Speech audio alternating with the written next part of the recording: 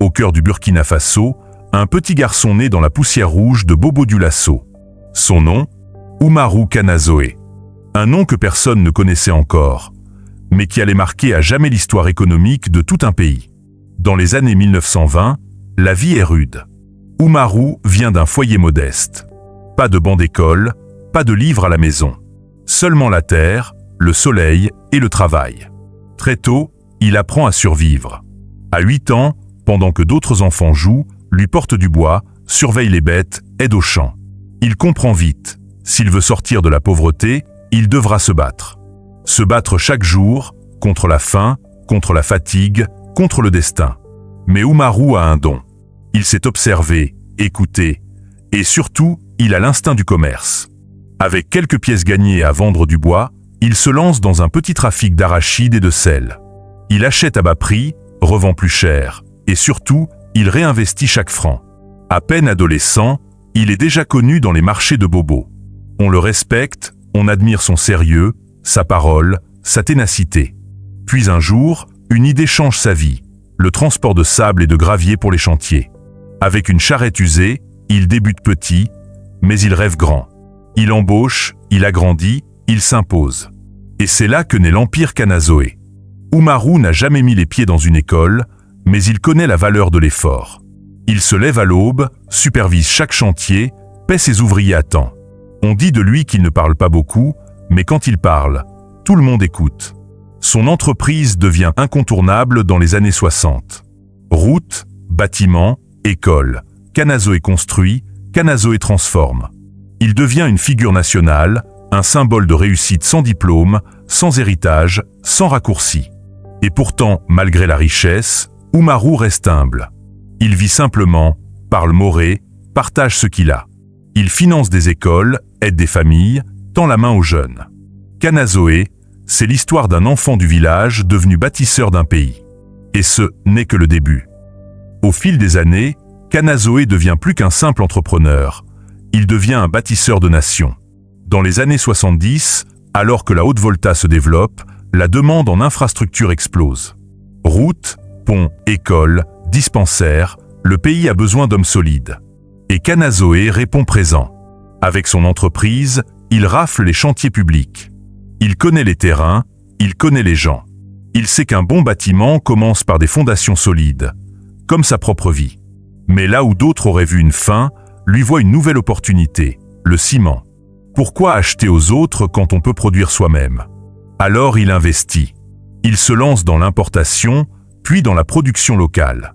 Il veut que le Burkina ait ses propres matériaux, ses propres industries. Le nom de Kanazoé est désormais partout. Son sens du détail, sa rigueur, sa parole respectée font de lui un modèle. Mais au fond, il reste le même, un homme du peuple. Pas de costume-cravate. Juste un grand boubou, un regard franc et une main tendue vers ceux qui en ont besoin. Et pendant que son entreprise prospère, Kanazoé prépare l'avenir. Car un empire ne tient pas sans transmission.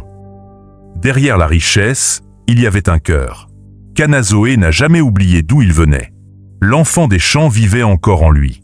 À chaque étape de sa vie, il se souvenait de la faim, des longues marches, du silence des nuits sans lumière. C'est pourquoi, au sommet de sa gloire, il donne. Il construit des écoles pour que les enfants du village aient ce qu'il n'a jamais eu. Il rénove des mosquées, finance des dispensaires, paie les soins des malades sans rien attendre en retour. Il devient pour beaucoup un père, un guide silencieux, un repère moral dans un monde où l'argent change les hommes. Dans ses entreprises, il forme des jeunes. Il croit en eux, même quand eux-mêmes doutent. Il n'exige pas de diplôme, mais de l'engagement. Il les pousse à rêver, à se battre, à ne jamais céder à la facilité. Et malgré la grandeur de son empire, il reste discret. Pas d'interview, pas de caméra. Juste le travail, l'impact et l'exemple. Oumarou Kanazoé, c'était plus qu'un riche homme d'affaires. C'était un pilier, un monument vivant. Dans les années 80 et 90, Kanazoé devient le nom que l'on voit sur tous les chantiers routiers.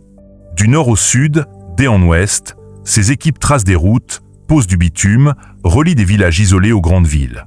Grâce à lui, le Burkina commence à respirer, à circuler, à se connecter. Mais construire une route, ce n'est pas juste couler du goudron. C'est relier les hommes. c'est faciliter le commerce. C'est permettre à une femme enceinte d'arriver à l'hôpital à temps. Et ça, Kanazoe le savait mieux que quiconque. Il n'était pas juste un patron. Il était partout. Au bord des routes, dans la poussière, à superviser les engins, à encourager ses ouvriers. On le respectait parce qu'il n'exigeait jamais de ses employés ce qu'il n'était pas prêt à faire lui-même. Chaque route, chaque pont, chaque bâtiment portait sa signature invisible, celle de l'effort. Et pendant que les kilomètres s'ajoutaient, sa réputation, elle, devenait légendaire. En vrai stratège, Umaru Kanazoe savait que la réussite ne valait rien sans transmission. Alors, au fil du temps, il implique ses enfants. Il ne leur offre pas tout sur un plateau. Il leur apprend le terrain, l'humilité, le respect du travail bien fait. Il forme des héritiers, pas des profiteurs. L'entreprise Kanazoe devient familiale, mais surtout visionnaire. Elle se diversifie, transport, matériaux de construction, agro-industrie. Toujours avec la même philosophie, créer de la valeur ici, pour les gens d'ici. Mais Kanazoe ne construit pas seulement des routes. Il construit une génération. Il inspire des jeunes à entreprendre. Il montre que même sans école, on peut réussir avec de la discipline, du courage et une vision claire. Et partout où il passe, il laisse une trace. Pas juste des bâtiments, mais de l'espoir. Pendant que d'autres cherchent les projecteurs, Kanazoe reste dans l'ombre, mais ses œuvres parlent pour lui. Des écoles rurales au centre de santé, en passant par les mosquées et les forages, il finance, construit, donne, sans jamais chercher à être applaudi. Il n'a jamais fait campagne politique. Pourtant, son nom est respecté dans tous les cercles du pouvoir. Pourquoi ? Parce qu'il a prouvé que l'on peut changer un pays par le travail, pas par les discours. Il n'était ni ministre, ni haut fonctionnaire. Mais il employait des milliers de personnes. Il nourrissait des familles entières. Il construisait ce que les promesses oubliaient. Dans un pays où tout manque, il devient un pilier invisible du développement. Il incarne une forme de leadership rare, celui de l'action, du silence, de l'humilité. Et dans chaque région, dans chaque quartier où il a laissé son empreinte, les gens se souviennent. Non pas d'un homme riche, mais d'un homme juste. Mais même les géants affrontent des tempêtes. Avec la croissance, vinrent les jalousies, les pressions, les tentatives de déstabilisation. Certains l'accusaient de trop réussir, d'être trop influent sans faire de politique. D'autres voulaient prendre sa place, diviser sa famille, semer la confusion. Mais Kanazoe, fidèle à lui-même, ne répondait pas au bruit. Il gardait le cap. Il savait que dans la vie, tout ce qui monte vite peut redescendre, sauf les fondations solides. Et lui, il avait bâti son empire sur la loyauté, la foi et la patience. Même face aux difficultés, il continuait à travailler. Il n'abandonnait jamais un chantier. Il honorait ses dettes. Il soutenait ses proches, même quand lui-même traversait des moments difficiles. Dans l'épreuve, son vrai visage se révélait, celui d'un homme digne, ferme et profondément humain. C'est aussi là qu'il a transmis ses plus grandes leçons à ses enfants. Ne jamais trahir ses valeurs. Même quand le vent tourne. En avançant en âge, Kanazoe n'a pas ralenti. Mais il savait que le temps passait et que les vraies richesses ne sont pas dans les comptes bancaires. Elles sont dans ce qu'on laisse derrière soi. Alors il a continué à former, à transmettre. Pas seulement à ses enfants, mais à tous ceux qui venaient frapper à sa porte. Jeunes entrepreneurs, mécaniciens, chauffeurs, maçons, commerçants. Il prenait le temps de les écouter, de les conseiller, parfois même de leur tendre la main quand tout le monde les avait abandonnés. Pour lui, aider un homme à se relever valait plus que construire un bâtiment. Il ne cherchait pas des remerciements, encore moins la gloire. Il croyait simplement que quand Dieu te bénit, tu dois bénir les autres à ton tour. Il commença aussi à s'effacer un peu. Il laissait plus de responsabilités à ses fils, tout en restant le grand pilier silencieux.